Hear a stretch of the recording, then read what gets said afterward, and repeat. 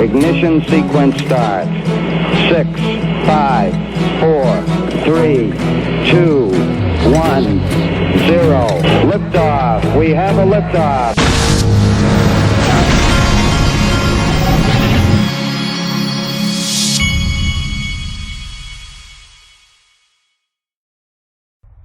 Hey everybody, this is the Digital Asset Investor, and I wanted to give you a reminder. We're starting to see all the crypto tax articles because tax season is coming up. This one's on the 7 types of crypto tax nightmares. So I wanted to remind you that we do have a man on the job. His name is Clinton Donnelly, and he's from Crypto Tax Audit. Now this is cryptotaxaudit.com. It'll be in the top of the description of this video. Clinton Donnelly can help you in preparing your taxes. He can help you if you're being audited or if you just want consultation. I think his most popular thing are his memberships, early warning, basic coverage, and audit defense. And he has these on his website, and you can compare the different memberships and whatnot. But I'll have the link to this in the top of the description of this video. Okay, our old buddy Mike Novogratz was on CNBC this morning. The camp, wait and see. But I'm which very one? worried. Mike, are you the old guy or the young guy? Believe it or not, I've become the damn old guy, which really bums me out. It's funny. I started Wall Street April 1st, 1989. 10 years were at 9%. Most people that started 10 years after me, never saw rates that high. And again, I'm not saying rates can get back to 9%, but I think inflation can be harder to put back in the bottle. So what are you doing in terms of, to the extent you have an equity portfolio, what are you doing? And what are you doing when it comes to Bitcoin and some of your cryptos, which seem to be trading like equities? Listen, we are rangy in crypto. I think that the only good side that crypto has right now is there's an adoption cycle. People that want to buy it, that want to buy into Web3, that see what's happening in the NFT space, and even want to buy into Bitcoin, because a lot of people don't think Powell will be able to pull this off. And so they think this is temporary. So we kind of see a 30,000, 50,000 range in Bitcoin, and you should lighten up at the top of the range and increase at the bottom of the range. In stocks, I'm selling rallies. I think we're going to end the year lower than we are here. And mostly I'm hedging everything by trying to be as short rates as I can. All right. Once again, they have one of the Bitcoin maxis on so that nothing is talked about except Bitcoin on CNBC.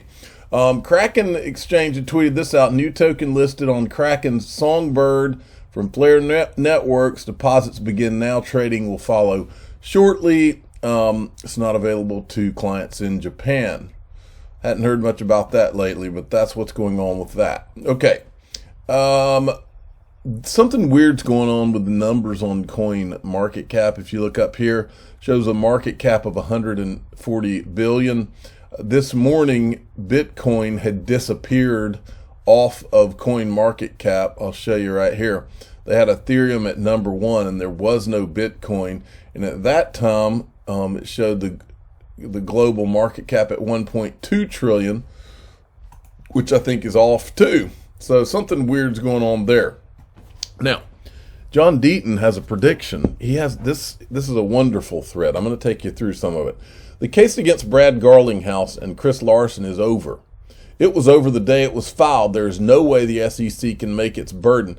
The SEC must prove the 2 executives had actual knowledge XRP was a security or was reckless in not knowing.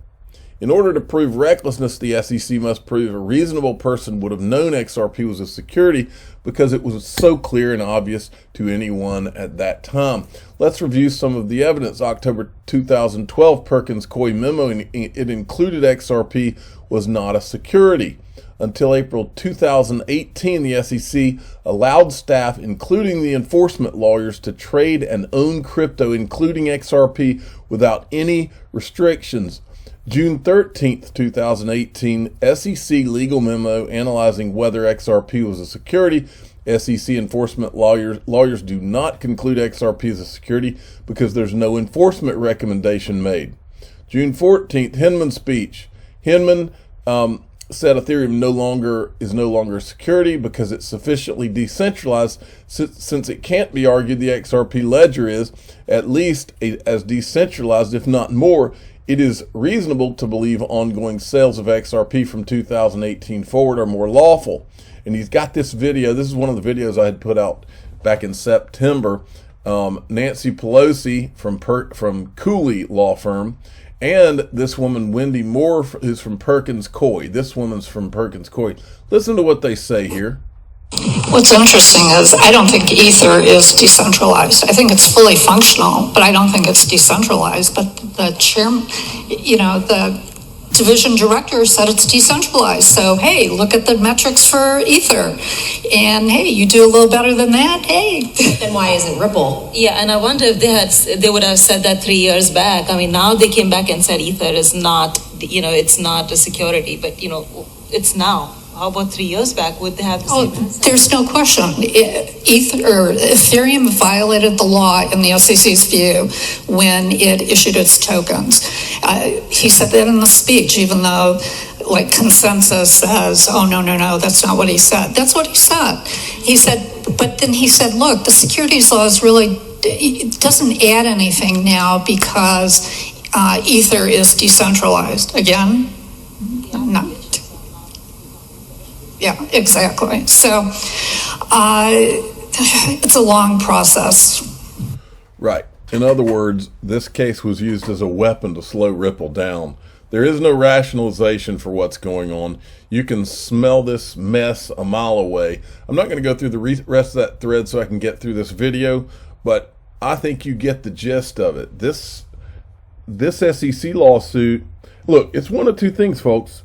Either all the world's a stage, or this was used as a weapon by the SEC. Simple as that, folks. I mean, or some hybrid of those two. I mean, this is disturbing what has gone on here. Now, I'm not going to play this video because I don't know if there's going to be a copyright hit, but it's called "The Secret Becomes Clear," and this is I'll show you some shots. This person must be some kind of genius because they literally, I guess this is called an NFT. They created this thing where they showed you the Hinman speech. They've got John Deaton sitting on a couch watching it. And then they've got all the characters like Vitalik Buterin and Joseph Lubin out there. And so very interesting video. Next, Stefan Huber. Watch this. SEC has taken their disclaimer even further and now even qualify the use of the words we and us because we called them out for this. Our and we are used throughout this statement to refer to OCA staff. So in other words, they're taking a page from the Bill Clinton playbook. That depends on what the definition of is. I will never forget that. When I was a younger man, when all the Monica Lewinsky stuff was going on, I was watching all that and I was sitting there thinking, so this is what the United States of America has come to, is they're going to let someone that's powerful get away with this kind of BS word games. Well, looks like the SEC took a page from Bill Clinton and is using it here. Okay, MVDB, we've got the Russian sanctions going on. And this shows that Russian ownership of U.S. treasuries is pretty much non-existent already. Dollar reserves have been switched to gold, among other things. Now, Mike Novogratz was telling you what he's doing right now. What I would be doing if I was people out there, I can't tell you what to do, but what I'm doing is, because I'm not a financial advisor, what I'm doing is I'm putting more in cash right now and probably gold too. Because, I've been accumulating crypto for a while, but with all these weird uncertainties in the world, you got to think like that right now. Now, Mark Phillips makes a really good point today. The SEC has run an XRPL validator node for years. Wouldn't that make them guilty of facilitating the sale of unregistered securities? When does the SEC sue the SEC? And this is the actual video proving it. Stuart Alderati. SEC announced about a month or two ago that they're going to establish a node on the XRP ledger and other open and permissionless ledgers. So the SEC, who is suing Ripple for selling securities, was literally helping to verify the transactions of those security sales. You can't make this up if you try. Now, we've got the lady that was running the blockchain at JP Morgan, and her name is Christine Moy. We've shown you video of her on stage with Joseph Lubin where he's bragging about how JP Morgan was there with Ethereum since before they even launched the Ethereum token. And she's nodding on stage. Yeah, we were there. So now she's leaving the bank for a new role, and I heard some rumors that she was going to Chainalysis. Now, I ran across this in what I was doing this morning, and I wanted to bring it to your attention. I'm not going to play the video, but a lot of people don't know it. Ripple was doing smart contracts and working on smart contracts before anybody even thought of Ethereum, folks. Before anybody even thought about it. In fact, a lot of people think Vitalik stole the idea. He was sleeping on Stefan Thomas's couch.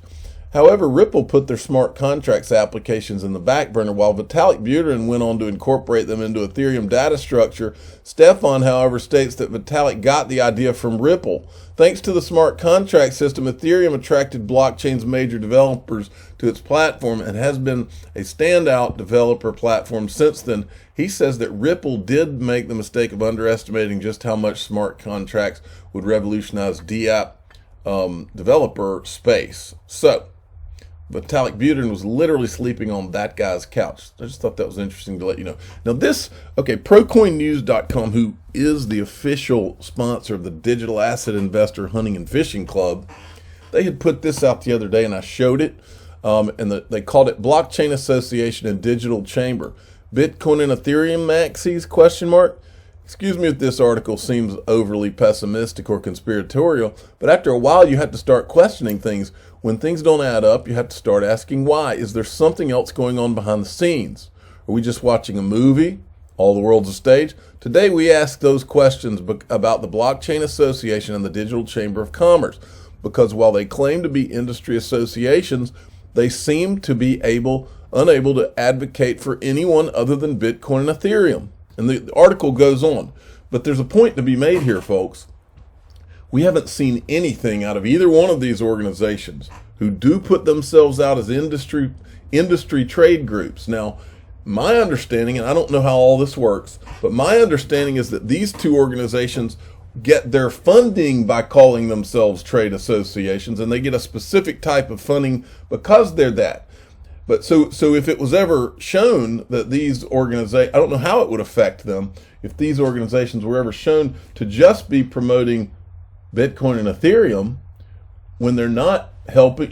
I've never seen Charles Hoskinson from Cardano on any of their panels. I have seen I've seen Brad Garlinghouse on a panel with the Digital Chamber of Commerce, but since this Ripple lawsuit started, we haven't heard a peep of support from the Digital Chamber of Commerce. We haven't heard a peep of support for John Deaton and the over 65,000 XRP holders from the Digital Chamber of Commerce or the Blockchain Association. So I went back, and this is Perry-Ann Boring back in 2014 when she had just formed the Digital Chamber of Commerce. Listen to what she says. Career, I was able to very quickly pick up on the need for a trade association for the digital currency industry without having an authoritative representative industry body. Really, our voices are not heard. Trade associations' voices are heard much louder than any individual company or any lobbyist. And the reason why is because we represent the industry as a whole and not just one specific business interest. So the industry has matured to a point where it's absolutely imperative that we have this type of representation in Washington. And I'm looking to do it in a very responsible way. We have a very well leveraged budget. We're going to have a very transparent budget, and this is really just to provide a source for policymakers, Bitcoin companies, digital currency companies, but also the press to get accurate, fair, non-biased information on what the heck this magical internet money is. Okay, so to this day, And I'm more than happy if Perry-Ann Boring or the Digital Chamber or the Blockchain Association, if any of them would like to prove me wrong, I would love to be proven wrong, and I will show it on my channel. But from what I can tell, the only thing she ever talks about is Bitcoin and Ethereum, and I haven't seen anything in support of John Deaton or Ripple, anything since this SEC. And if anybody is at the very forefront of fighting on behalf of the industry, it's the Ripple lawsuit and what John Deaton is doing. So where are they? Because if you're not truly an industry group that represents the whole industry, then what are you doing really? That's a question the entire industry needs to be asking. Now, this is how much of a creep show has Canada become? Regulator in Canada warns crypto exchanges not to promote self-custodial wallets. The Ontario Securities Commission sent tweets from Coinbase CEO Brian Armstrong and Kraken CEO Jesse Powell to the Canadian police. These were the tweets. I remember the Jesse Powell one where he's saying you need to have your own wallet or something. He said basically we can't protect you. They can come and force us to give your information over to them. So now they have turned this over to the police. Folks, I don't know how many times I need to say it. Ledger Nano OS. There's a link that'll be towards the top of the description of this video. Go get one. I'm the digital asset investor. I'm not an investment advisor. This is for entertainment purposes only. Please subscribe. Hit the like button. Tell your friends and family. If you don't hold your own private keys, you don't own it.